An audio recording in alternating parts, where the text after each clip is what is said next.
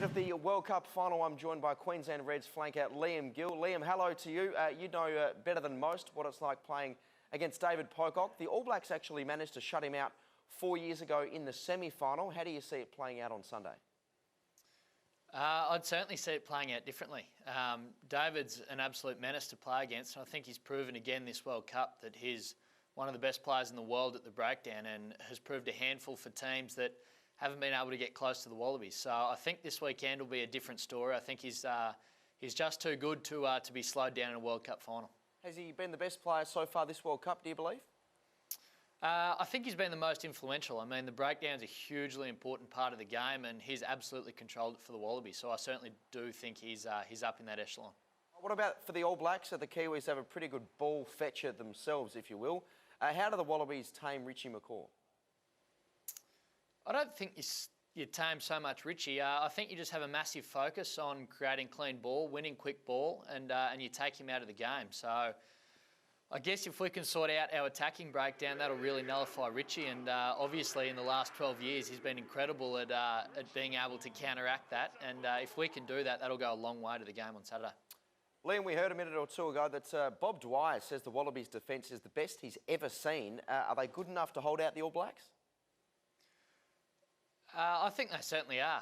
Their defence this World Cup's been incredible. I mean, the amount of tries they've let in versus the amount of tries they've scored has probably summed up why they're in the position they are. So I certainly think the All Blacks obviously pose a few threats, but like Bob said, their tireless work in defence is a credit to where they are, and I think it'll just be too good for the All Blacks.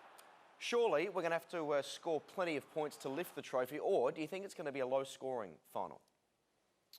I think it'll be a low-scoring final. I mean, both defences are incredibly good. They've shut out teams really well this World Cup. But like you say, that breakdown area will be huge, and discipline, I think, will be the determining factor in this World Cup. A story that has come of light this morning, Matt Giddo has given up something like $250K to play in the World Cup, and of course the World Cup final, along with Drew Mitchell giving up a fair chunk of cash as well. Would you give up that much to play the World Cup final?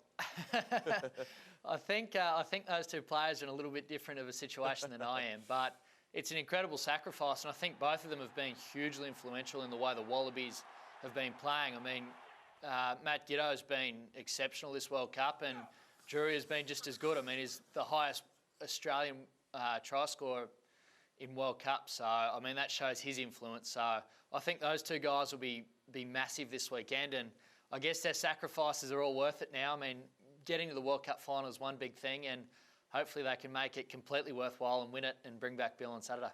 All right, mate, just before we talk about your match over the weekend, I assume you're tipping the Wallabies. By how many? I think the Wallabies will win by 4.